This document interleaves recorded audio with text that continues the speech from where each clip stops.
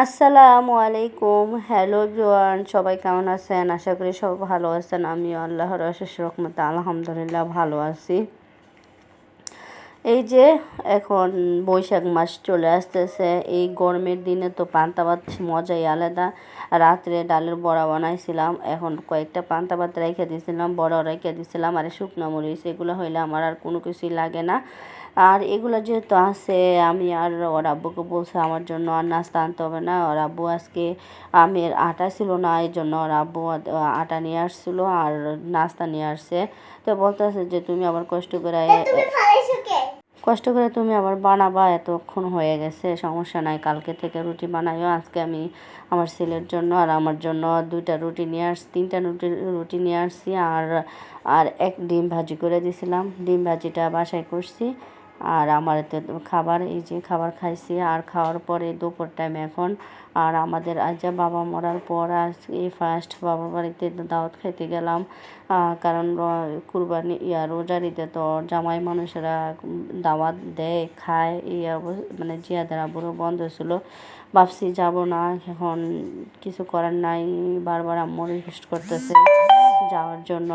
তো যাচ্ছি আমার আব্বার জন্য। যখনই আমরা বাবার বাড়িতে বেড়াইতে যেতাম, তখনই আমার আব্বার বিস্কিটটা আমার হাজব্যান্ড আগে কিন্তু, তারপর বিস্কিটটা নিয়ে দিলে আমার আব্বা আগে নিজে নিজে গাইতে গাইতে আগে বিস্কিটটা নিজে থামায় রাখতো। সে বাবার কথা বলে আর শেষ করে যাব না। তারপরে এইগুলা রুমটুম আমি সব কিছু গুছাইয়া যাচ্ছি। আর ওর আব্বু আর জিহাদের বাইরে হয়েছে, আর আমি সবসময় বের হওয়ার আগে চুলাগুলো চেক করতে হয়, নাহলে আমার শান্তি লাগে না। আর দুই রুমগুলো চেক করি। আর এখানে ওর আব্বু এখন তালা দিচ্ছে, আর আমার ওই দিক দিয়ে বারবার ফোন দিচ্ছে, একটু লেট হয়ে গেছে। আসলে সংসার জীবনে সব কিছু থামাইয়া যাওয়া অনেকটাই মানে টাইম হয়ে যায়, হুট করে বললেই কোথাও বের হওয়া যায় না। আর ওই যে দেখেন জিহাদ কীভাবে স্পিডে আমার আগে সব সময় চলে যায় হয়। তারপরে যে যাওয়ার পরে আমাদেরকে গরমের দিন যেহেতু তরমুজ কেটে দিছে, তরমুজ খাচ্ছি।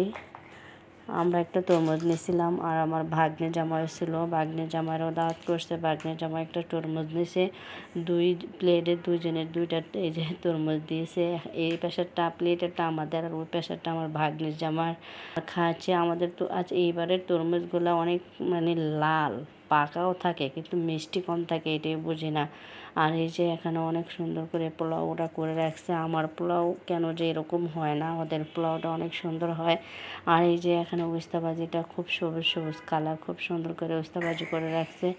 আর এই যে এখানে গরুর গোস্ত, যে আমার যে প্রেশার বাইরে রয়েছে, গরুর গোস্ত খাইলে আমার সমস্যা হইতে পারে, ভয়ে খাইতে চাই নাই, দুপুরবেলা খাই নাই, তারপর রাত্রে গিয়ে খাইলাম। আর এই যে এখানে আমার ভাবি সালাদ বানাচ্ছে। আর এখন চলে যাব, ওরা খাবার টাবার রেডি করব। আর এখানে লেবু টেবু সব কিছু কাটা রাখছে। আর আমরা বাইশটা যে আগে মাদ্রাসার ক্লাস 2য় শ্রেণীতে যখন পড়তো, আর লেখাগুলো মাশাআল্লাহ অনেক সুন্দর। আমার ফ্যামিলির সবচেয়ে লেখা খারাপ হয়েছে আমি মানে আমার ভাইয়ের হাতের লেখা অনেক সুন্দর, এই জন্য ওর লেখা অনেক সুন্দর হয়েছে। আর ওর আম্মুর লেখাও সুন্দর। এখন এই যে আমাকে দেখাচ্ছে, আমি বলছি যে একদম তো মনে হয় যে একদম ছাপ দেওয়া লেখার মতো। মাশাআল্লাহ, তোর লেখা তোর আব্বুর মতো হয়েছে। আমার ভাইয়ের লেখাও এরকম এত সুন্দর মাশাআল্লাহ। আর আমার হাতের লেখা সবচেয়ে বিশ্রী, আমার হাতের লেখা মানে এই লেখার জন্য যে লাইফে কত কথা শুনতে হয়েছে বলার বাইরে। এই যে দেখেন, আপনারা নিজেরাই দেখেন লেখাগুলো যে কতটা স্পষ্ট, খুব সুন্দর।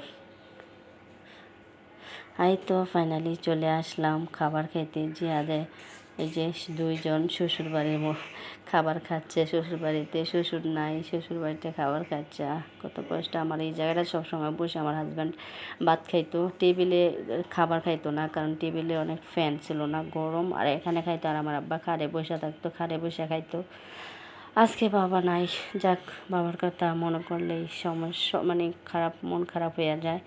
এখানে সব খাবার খাচ্ছে। আর যারা আমার ভিডিওটা দেখছেন, যদি ভালো লেগে থাকে লাইক কমেন্ট শেয়ার করে দেবেন এবং সাবস্ক্রাইব করে দেবেন, পাশে থাকা বেল আইকনে ক্লিক করে দেবেন। আসলে দেখতে দেখতে মানুষের ভালোবাসা হয়ে যায়। আর এই যে রোস্ট খাচ্ছে ওরা বাপ ছেলে, আমিও খাচ্ছি আমারটা একটু পরেই দেখতে পারবেন। আর এই যে জিহাদের আব্বু এই সালাদটা অনেক পছন্দ করে। আমার ভাবি আমাকে জিজ্ঞাসা করছে কীভাবে কাটবো। জিহাদের আব্বু এই সালাদটা হইলে ওর আর গোস্ত হইলে আর কিছুই লাগে না, ওর পছন্দের সালাদ এটা। আর জিহাদ মাশাল্লাহ নিজের হাতে খাচ্ছে, আর সবাই দেখে মানে অনেক অবাক হয়ে গেছে। মাশাল্লাহ জিহাদ অনেক ভদ্র হয়ে গেছে, নিজের হাতে খাবার খাচ্ছে। জিহাদ কখন যে ভদ্র হয় আবার কখন যে অভদ্র হয়ে যায় আমি নিজেও জানি না। আমার ছেলেটার জন্য সবাই দোয়া করবেন যাতে সব সময় ভদ্র থাকে, বাবা মার কথা মতো চলে। এই যে দেখেন জিহাদ খাচ্ছে, আর এই যে আমি বসে পড়ছি এখানে, এই যে এখানে আমি খাচ্ছি। আর সবাই এই খাওয়া দাওয়া শেষ করে এসে আমরা এখন একটু যাব মার্কেটে, কারণ ঈদের মধ্যে আমার জন্য কোনো কিছুই কিনা হয় নাই। আমি একজোড় জুতা কিনবো, তো ওর আব্বুকে অনেক রিকোয়েস্ট করতেছি, ওর জিয়াদকে অনেক রিকোয়েস্ট করতেছি। তো ওর বলছি যে খাবার শেষ করে এসে আমাকে নিয়ে যাইও, অনেক রিকোয়েস্ট করে ওদেরকে বের করলাম। আর ভিডিওটা কন্টিনিউ করতে থাকেন। এই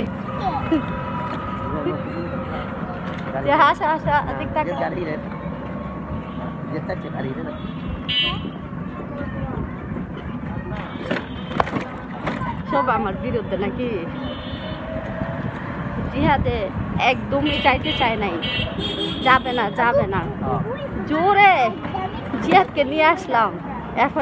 এখন বলছে তুমি ভিডিও করবা না, আমার বিরুদ্ধে সভা। জিহাদ তাকায় না, যে দেখছেন তাকায় না, আমার বিরুদ্ধে জিহাদ একদমই বাড়ি যাবে না। হ্যাঁ,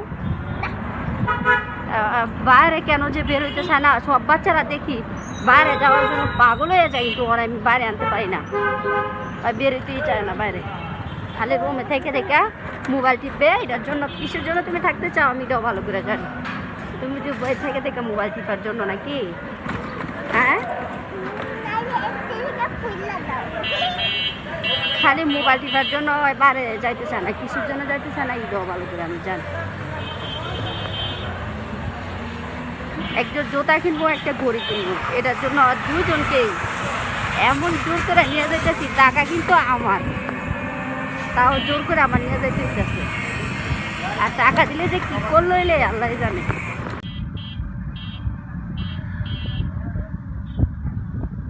টাকা দিলে যে তোমরা কি করলে আল্লাহ জানে, টাকা না দিয়ে আমার নিজের সব কিছু, তাও তোমরা নিয়ে যেতে পারি না।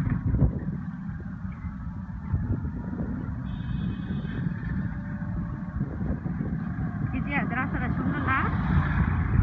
সুন্দর।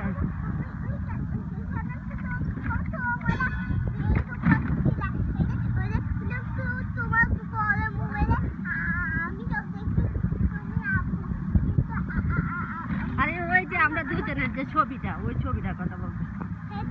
ভালো লাগতেছে, ভালো লাগতেছে। এই যে সবসময় করতে পারছেন, পরে দিয়ে না ওর জন্য নিব না এখন ভাই, না নিতে আসছে আমার জন্য। আমি তো ঈদও নেই নাই, বাচ্চার জন্য নিয়ে নিচ্ছি। এখনো যদি না নেই তাহলে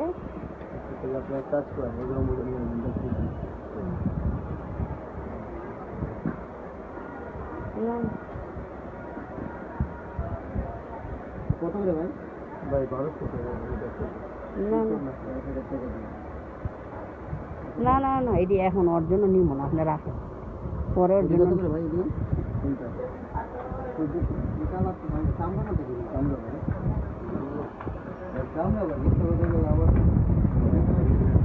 হ্যাঁ, নষ্ট হয়ে যাবো 100% চামড়া। এটা উপরেটা দেখছি দিয়ে দেবো, পুরান দিব, পুরা দিব, কমাতে বাইরে যাবো। কত করে দিই? হ্যাঁ।